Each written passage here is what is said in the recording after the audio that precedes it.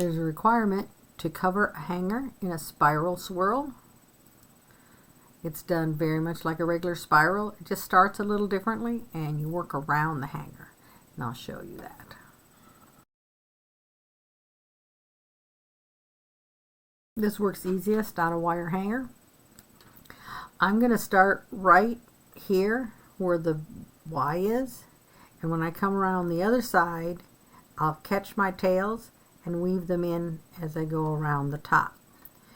I decided for this one I'm going to use 4 colors of thread. Since I'm going to be weaving in the ends, I don't have to worry about the start. So I've got 4 strands of 2 yards each, and I've tied a knot here to keep them together, and I'm going to place it right at the Y, and I'm going to put a clip here to hold it. And maybe it should be a bigger clip, but that's what I got.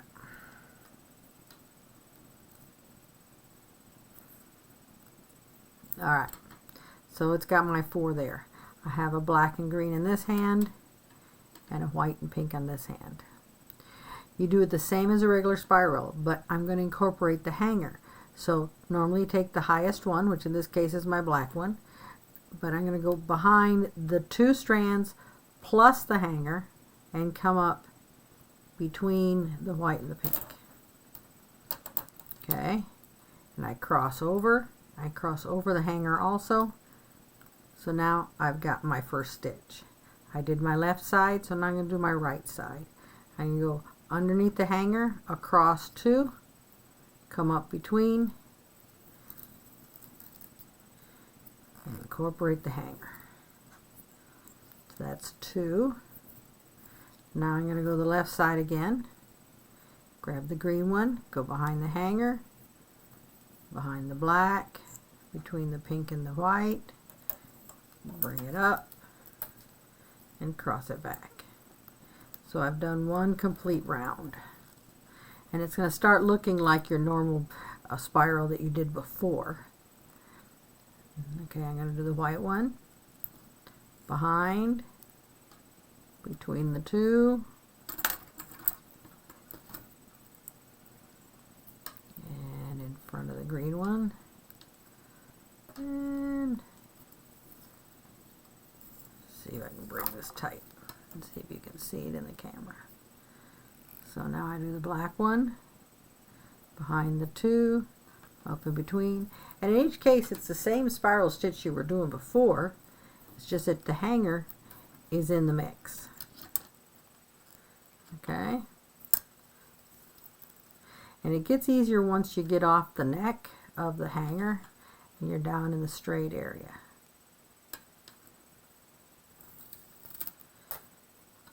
So let me say it again. This time I'm going to do the green. Take the highest one. The green goes behind the black, behind the hanger, behind the pink, in between the pink and the white, and cross over the pink and the hanger. So it is now over here on the left side again.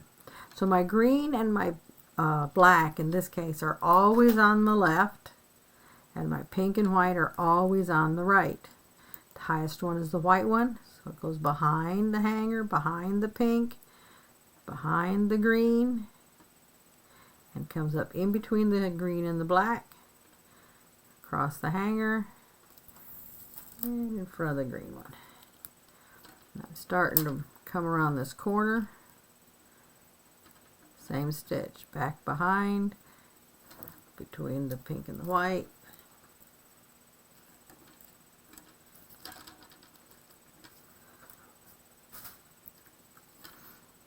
controlling the hanger can be a bit of a trick.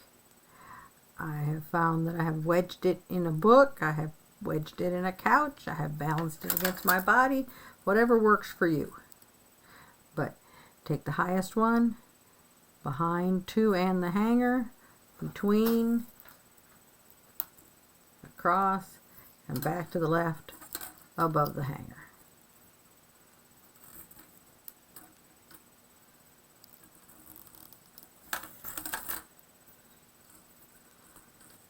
So I just did the right side, so to the left, behind the green, behind my white, behind the hanger, bring it up, cross, and back to the left.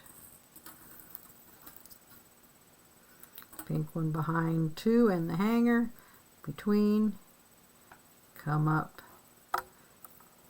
between the 2 on the left, cross over and go back to the right. Behind the 2, between, across, and over. Highest one's the white one, behind the pink one, behind the green one in the hanger, come up between the green and the black, and over back to the right. The black one's the highest, so back behind the green and the white, between the white and the pink, and cross over the top. And you do this all the way around.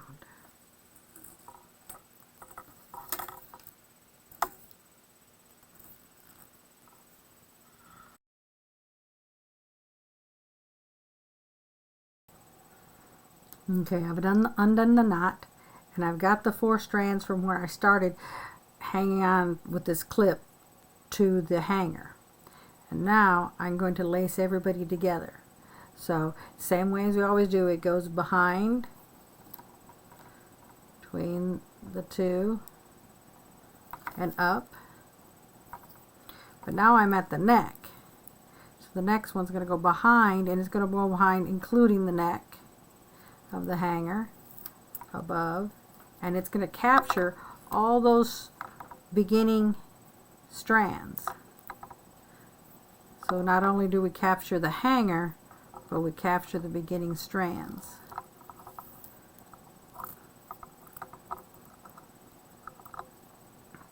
Behind all of them, the hanger and the beginning strands, but it's the same exact stitch.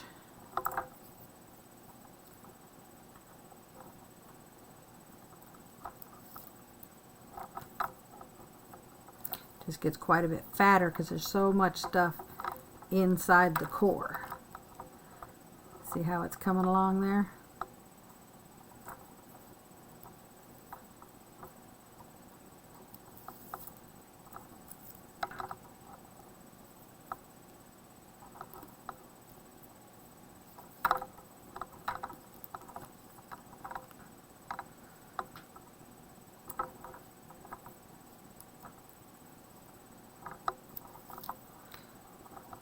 Let me talk it through again.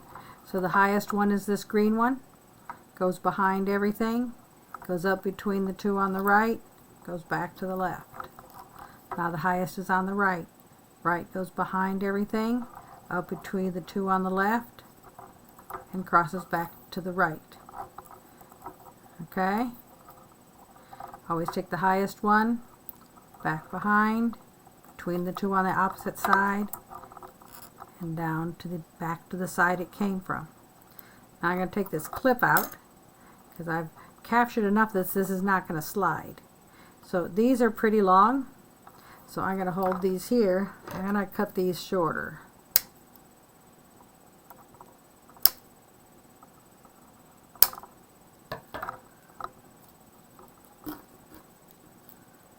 Get those out of my way. So now, pink one's the highest. Goes behind, between, to the front. Now the green one, behind, between, to the front.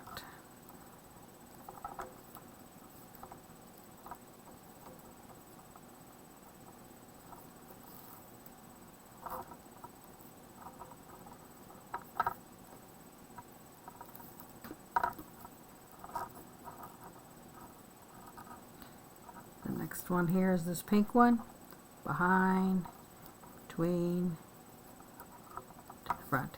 And I'm going to do this at least until all my ends are captured from where I started. So I've got about 2 more stitches to do, and I've finished the neck.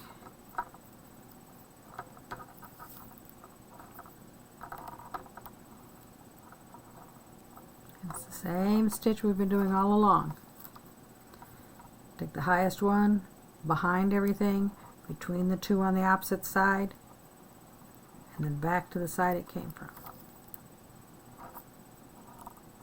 And you do that until you finish the hanger. And then to finish it off, you're just going to put some super glue on the ends and clip them short. And see, now that the neck is past the double wire and the extra strands of lacing, it gets quite a bit thinner, back like it was originally.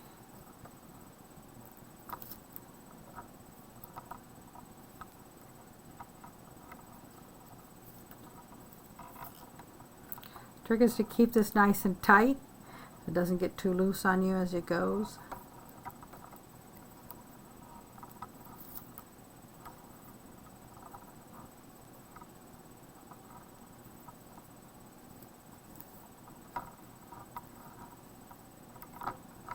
All right.